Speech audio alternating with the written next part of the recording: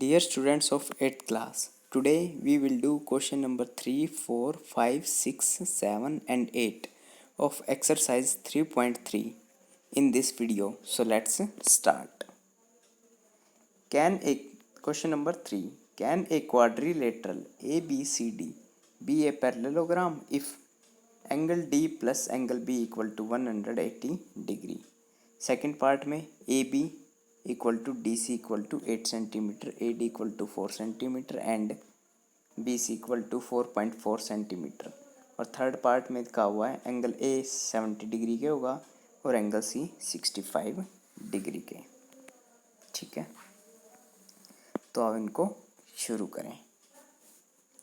First part हमें दिया हुआ है angle D plus angle B 180 degree के, तो भाई इससे पॉसिबल है, यानी अगर हमारा एंगल डी यानी ये वाला एंगल और ये वाला एंगल अगर इनका 180 डिग्री जोड़ हो जाता है तब ये क्वाड्रिलेटरल पैरेललोग्राम कहा जा सकता है। लेकिन इस कंडीशन के साथ साथ में जो मैं दी हुई है इसके साथ में दो कंडीशन और सेटिस्फाई करवानी है, और वो क्या है कि इसके जो एडजेसेंट एंगल हैं यानी angle A plus angle D है वो 180 डिग्री के भी होना चाहिए, और angle D plus angle C भी 180 का होना चाहिए।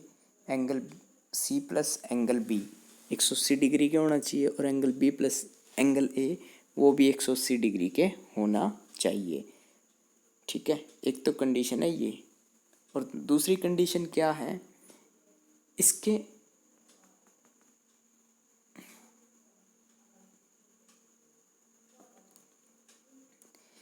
सारे के सारे ओपोजिट एंगल्स बराबर होने चाहिए, यानी आमने सामने के, यानी ये वाला एंगल इसके बराबर जरूर होना चाहिए और ये वाला एंगल इसके बराबर होना चाहिए। ठीक है, यानी एंगल ए सी के बराबर होना चाहिए, एंगल बी डी के बराबर भी होना चाहिए। अगर ये दो कंडीशन और आ जाती है तो हम इसको कह सकते हैं कि ये एक पैरेललोग्राम है। नेक्स्ट पार्ट नंबर 2 हमें दिया हुआ है ए बी डी सी के, यानी ये वाली साइड दे रखी हमें इसके बराबर।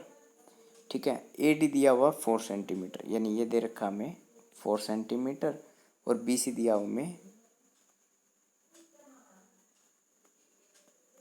4.4 सेंटीमीटर। तो बच्चों इसको हम पैरेललोग्राम नहीं कहेंगे क्योंकि इसकी सिर्फ दो ही साइडें बराबर हैं, पैरेलल हैं, दो ही साइडें बराबर हैं ए बी और डी सी, बाकी बची हुई दो साइडें बराबर नहीं है, इसलिए यानी ये एक पैरेललोग्राम नहीं है। तो हम क्या लिख देंगे भाई इसमें, no opposite sides should be of same length, here AD is not equal to BC, therefore this is not a parallelogram. Next part number 3 angle A 70 degree angle C 65 degree. तो बच्चों हम इसको कह सकते हैं कि ये एंगल A, एक मिनट भाई अभी बताते हैं, देखो बिल्कुल इजी क्वेश्चन है ये।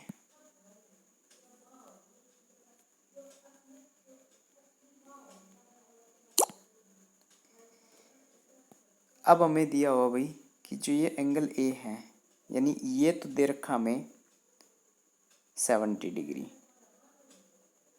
ठीक है, और एंगल सी दिया हुआ हमें 65 डिग्री। तो बच्चों यहाँ से ये पैरेललोग्राम नहीं बनाएंगे क्योंकि पैरेललोग्राम के हर एक ऑपोजिट एंगल्स क्या होते हैं, बराबर होते हैं, लेकिन यहाँ पर एंगल ए और एंगल सी डिफरेंट हैं, इसलिए ये पैरेललोग्राम नहीं है। ठीक है, तो बच्चों आई होप आपको ये क्वेश्चन समझ में आ गया होगा। आओ अब इसका नेक्स्ट क्वेश्चन करते हैं। Question number 4 draw a rough figure of a quadrilateral that is not a parallelogram but has exactly two opposite angles of equal measures.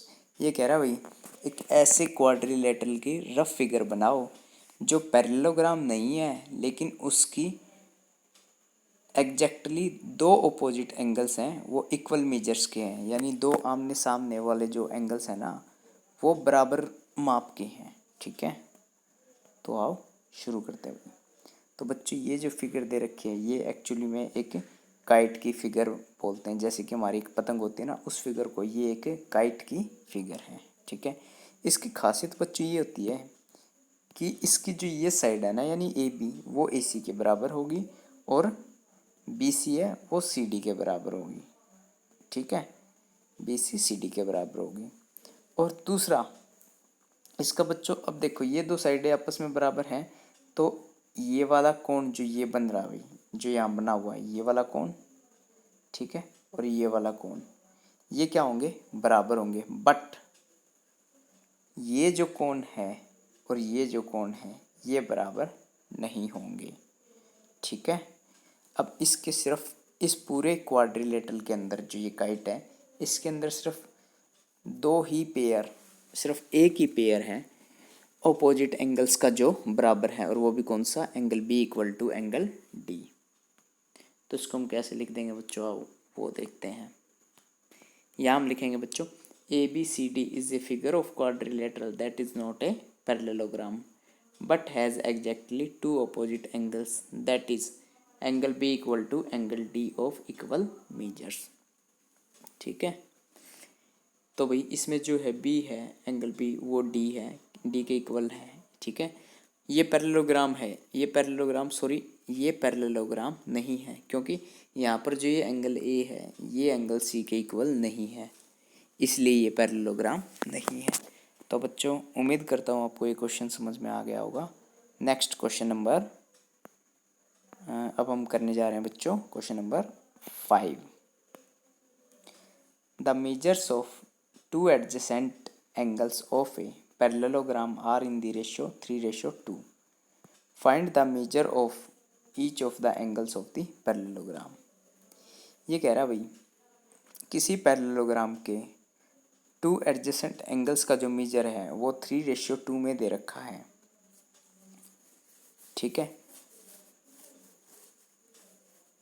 हमें बताना है उस पैरेललोग्राम के प्रत्येक एंगल्स का क्या मेजरमेंट होगा, यानी प्रत्येक एंगल कितने डिग्री का होगा। तो आओ शुरू करेंगे। Let the measure of two adjacent angle, angle A and B कितनी हो जाएगी भाई हमारे पास 3x एंड 2x। तो बच्चे यहाँ मैं एक रफ फिगर बना देता हूँ आपके लिए, कलर चेंज कर लेते हैं आज इसका। ठीक है,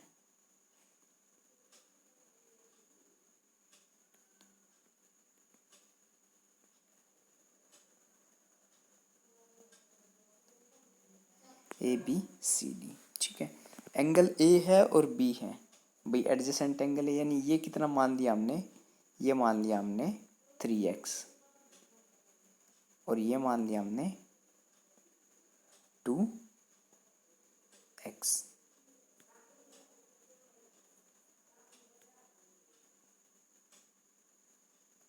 ठीक है, ये मान लिया हमने 2x और ये 3x। ठीक है, तो हमें पता है बच्चों कि जो एडजेसेंट एंगल्स हैं उनका सम कितना होता है 180 डिग्री, यानी angle A plus angle B equal to 180 degree, 3x plus 2x equal to 180 degree, 5x equal to 180 degree, और जब यहाँ से हमने x की वैल्यू निकाली तो कितनी आई 36 डिग्री। ठीक है, जब हमने x की वैल्यू को यहाँ पुट किया तो हमारे पास एंगल ए कितना आ जाएगा 36 मल्टीप्लाई 3 108 डिग्री। ठीक है, और जब हमने इसमें पुट किया x की वैल्यू को तो हमारे पास एंगल बी कितना आया 72 डिग्री। अब बच्चों ये जो एंगल सी है ये इस ए के अपोजिट एंगल है, तो ये अगर 108 डिग्री है तो ये भी 108 डिग्री। ये जो बी है ये इस डी के वर्टिकली बी जो है वो डी के अपोजिट है, तो यहाँ से अगर ये 72 डिग्री है तो ये 72 डिग्री। ठीक है, तो हमारे पास मेजरमेंट क्या आ गए,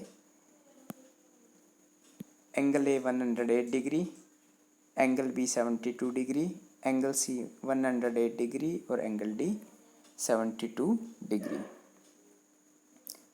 तो बच्चों इस तरीके से आपने ये क्वेश्चन अपनी फेयर नोटबुक में करना है। Next question number 6। Two adjacent angles of a parallelogram have equal measures. Find the measure of each of the angles of the parallelogram. ये कह रहा भाई टू एडजेसेंट एंगल है पैरेललोग्राम के जिनका माप बराबर है। हमें बताना है कि उस पैरेललोग्राम के प्रत्येक एंगल्स का मेजरमेंट कितना होगा। तो बिल्कुल आसान है बच्चों ये क्वेश्चन, बहुत ही आसान। ठीक है, देखो भाई थोड़ा लॉजिकली इसको समझने की कोशिश करना, फिर आपको ये अच्छे से समझ में आ जाएगा। मान दो ये एक पैरेललोग्राम है ए बी सी डी, इसके कोई भी दो एडजेसेंट एंगल बराबर हैं। ठीक है, मान लो अगर ये एक्स है तो हमारे पास ये भी एक्स आएगा भाई। ठीक, तो हमें पता है एक्स प्लस एक्स कितना होगा भाई 180 डिग्री के। तो यहाँ से जब हम एक्स की वैल्यू निकालेंगे तो हमारे पास कितना आ जाएगा 90 डिग्री।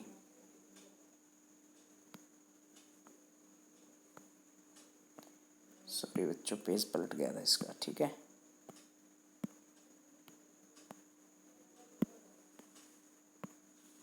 तो एक्स की वैल्यू बच्चों यहाँ से कितनी आ गई हमारे पास 90 डिग्री।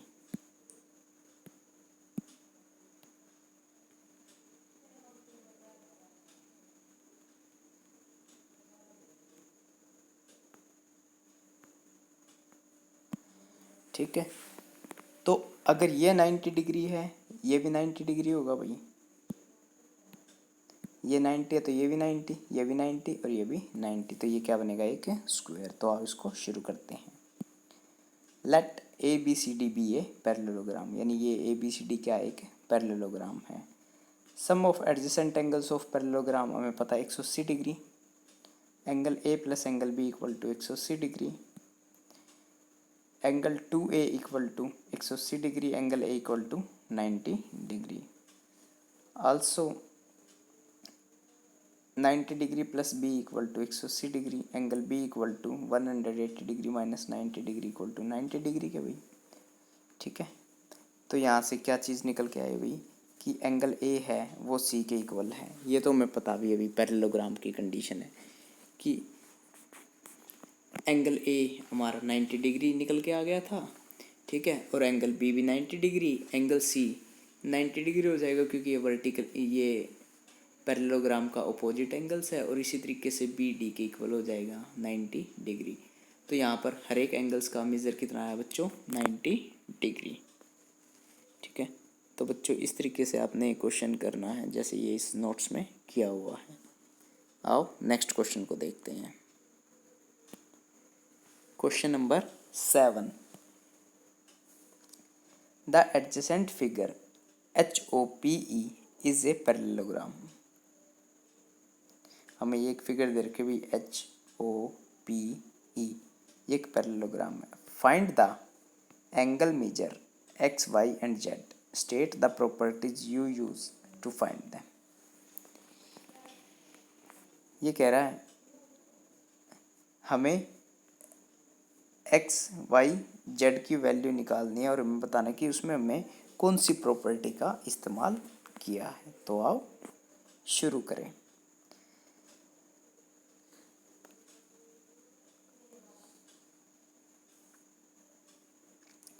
यहाँ पर बच्चों ये देखो, ये जो एंगल है Y है ये 40 डिग्री का हो जाएगा। क्यों? क्योंकि ये क्या है alternate angle, alternate interior angle between two parallel lines.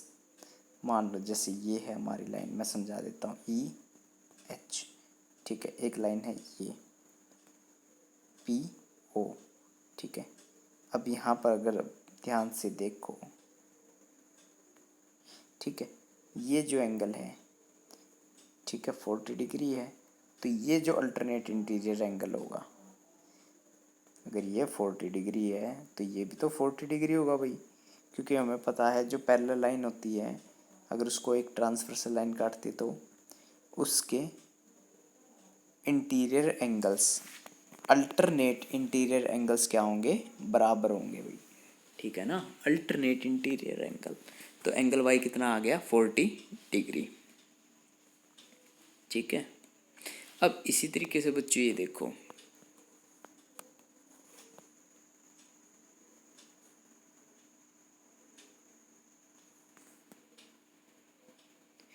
यहाँ से एंगल पी हमारा क्या आ गया 40 डिग्री अल्टरनेट, सॉरी। अब देखो भाई ये जो एंगल वाई आया है ना बच्चों, यहाँ पे ये जो एंगल वाई ये सिर्फ इसके लिए है। ठीक है, ये कितना हो गया हमारे पास 40 degree. Angle P equal to 70 degree. अब ये जो एंगल पी है यानी ये पूरा 70 डिग्री का होगा भाई। बताता हूँ देखो कैसे।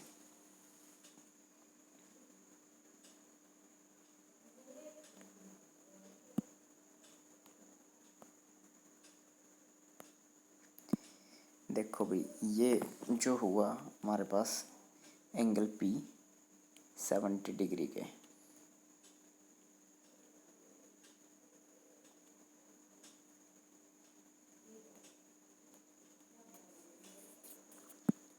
देखो बच्चों ये जो एंगल है इसमें आपको 70 डिग्री करना ना। एक सेकंड बच्चों देखो इसको। ये जो लाइन है ओ पी, हाँ देखो बच्चों ये कैसे हुआ 70 डिग्री के। ये जो लाइन है ई पी ठीक है, और ये जो लाइन है ओ एच ओ, इसको ये एक ट्रांसवर्सल लाइन काट रही है। ठीक है, ये कितना है 70 डिग्री, तो ये भी कितना होगा बच्चों 70 डिग्री। क्यों? क्योंकि ये क्या है अल्टरनेट इंटीरियर एंगल। कैसे हैं बच्चों देखो, ये इस पैरेलल लाइन के अंदर साइड में और ये इस पैरेलल लाइन के अंदर साइड में है ना, तो ये क्या है अल्टरनेट इंटीरियर एंगल्स। तो एंगल पी कितना आ गया हमारे पास 70 डिग्री। ठीक है, ये भी आ गया।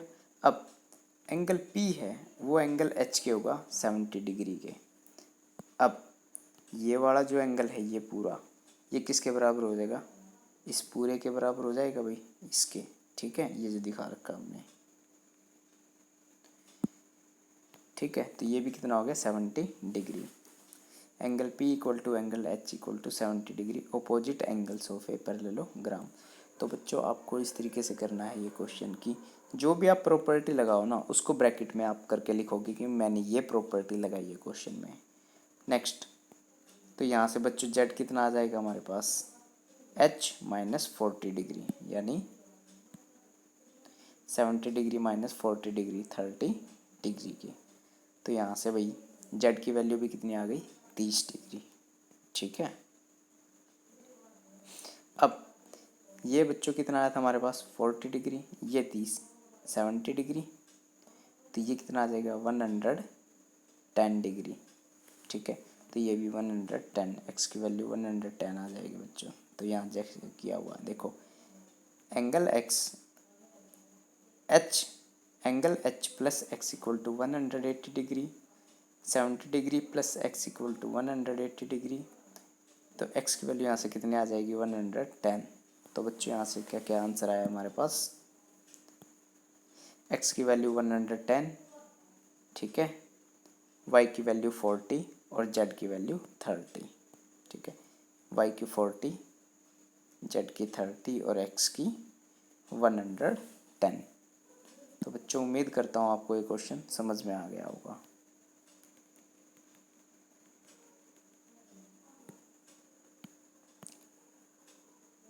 Next question number 8, the following figures GUNS and RUNS are parallelogram, find X and Y, length are in centimetre. अच्छा देखो भाई ये कह रहा है ये जो फिगर दे रखी है GUNS और RUNS ये पैरेललोग्राम्स है। कहा हुआ क्वेश्चन में हमें एक्स और वाई निकालने हैं और एक्स और वाई क्या हमारे पास इसकी लेंथ है जो सेंटीमीटर के अंदर है। ठीक है, तो आओ शुरू करते हैं। देखो भाई ये जो होगी हमारी SG वो NU के बराबर होगी और SN जो होगी वो GU के बराबर। तो यहाँ से SN बराबर GU। ठीक है, opposite side of parallelogram are equal. तो 26 इक्वल टू 3y माइनस 1। ठीक है,